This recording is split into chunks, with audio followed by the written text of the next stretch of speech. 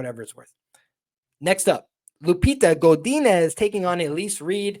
If you guys look, this topology is a mess, a cluster F, if you will, of canceled bouts, fizzled bouts, rescheduled, move this one, take a opponent from here, move it around. Like they're just trying to find anything and make it stick, right? 11 fights, hopefully. Like that's what they're doing this weekend.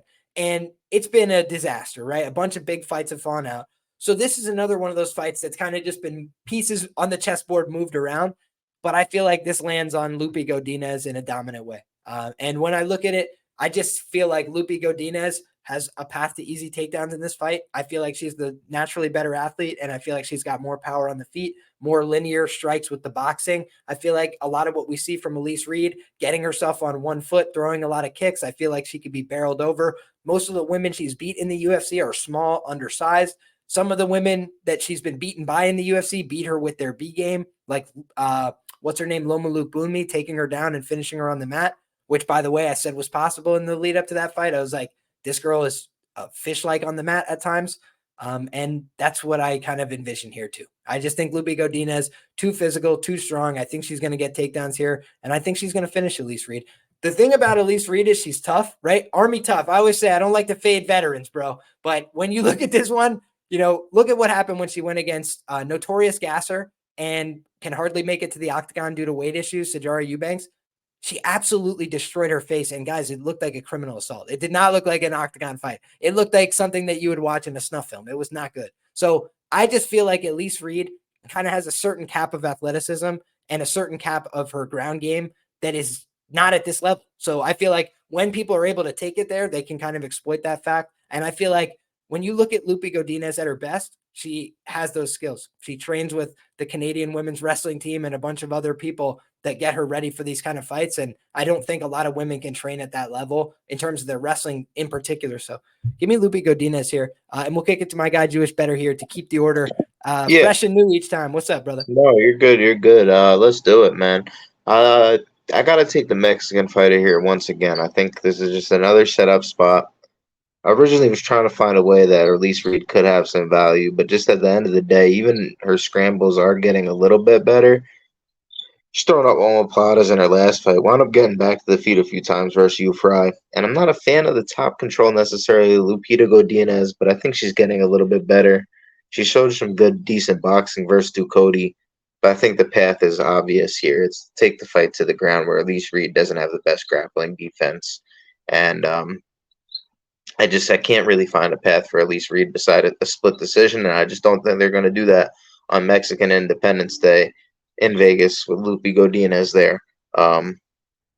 She could get a finish here. I just don't like the submissions she goes for necessarily.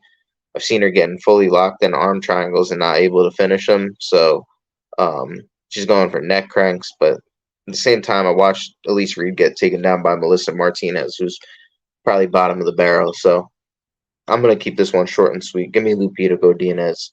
I put her in a parlay with Marnik Man -3.5. Let's get that money. Marnik Man -3.5. What is that? Plus 1,000? I keep saying that. I don't know why I keep saying that. And the dude, I'm pretty sure somebody messaged me before. I posted Marnik Man 3.5 also. I hope I didn't track it as like 3.5, but Josephine Knutson -3.5. I feel you there, brother. Wiz, what do you got on this one, my man? Agree, disagree? What do you think? Yeah, I mean, it's very difficult to go against Lupita Godinez in this spot, especially when you look at the skill set of Elise Reed. In the last fight, yeah, I mean, she looked pretty decent. I'm not going to say it was her best outing against Jin Yu Frey, but she got the job done. And the one fight that you can point to, which you could almost say is a similar matchup, is the matchup against Loma. And what did Loma go out there and do? Sure, she got pieced up in the first couple of minutes. And then once she realized, like, wait, why am I not taking this girl down? She found all the success. And there is no better term to describe Elise Reed on the mat as a fish. She doesn't really have anything to offer off her back, and has failed to show any sort of improvement over her past couple of UFC fights, which leads me to the understanding, at least just based on assumption, that she's just not really working on her ground game.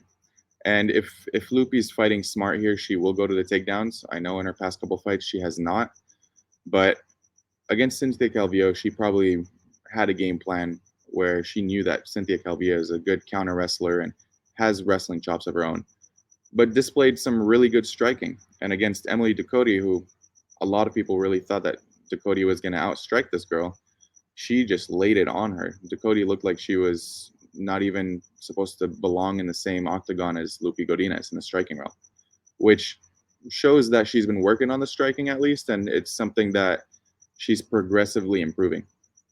So for all those reasons, I'm going to have to go with Loopy, regardless of whether she shoots a takedown or not. Obviously, if she wants the path of least resistance, it's going to be the takedowns, but I think she could win all 3 rounds in the striking realm as well. So yeah, give me Loopy, probably inside the distance, TKO ground and pound.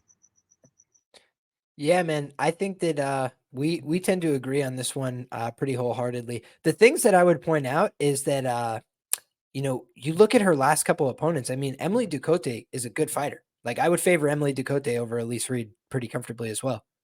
Personally, you know, I feel like she could mix in wrestling, takedowns, grappling upside on somebody like Elise Reed too. So this just feels like a winnable fight for me. You know, on the Lupita Godinez side. And the one thing I will point out before we get off this fight, because I always want to come to you guys with facts, and the facts are Lupita Godinez is one of the worst handicap fighters among BetMMA.tips. People that have bet on her have lost money. People that have bet against her have lost money. She's just been the anti, money train. But that does not mean that she's not going to win this fight, right? Like Elise Reed has cashed as an underdog for people that could be lingering in their mind. And I think some people will come in on Elise Reed as a dog here. She's got the height. She's got the reach. It's a very similar age matchup, right? So there's no standout dynamic here in the anthropomorphic advantages that says like Lupita Godinez is the clear side. But then just the matchup stylistically, to your point, I think you've got a fish. And the only reason that I can't get fully on board is I wouldn't go so far as to say a shark, right? I always like a shark versus a fish, right? Somebody that's just going to dominate every time on the mat versus somebody that's completely flaky on the mat, like Shavkat versus Neil Magny, the gift of all gifts, right? But now we're talking about one where it's like, I don't know if she's necessarily a shark on the mat, but I think she does have upside in all positions on the mat. I think she can dominate her physically, and I think that's the biggest difference here. So give me Lupita Godinez, and I'll make a specific prediction for you. Belly down armbar.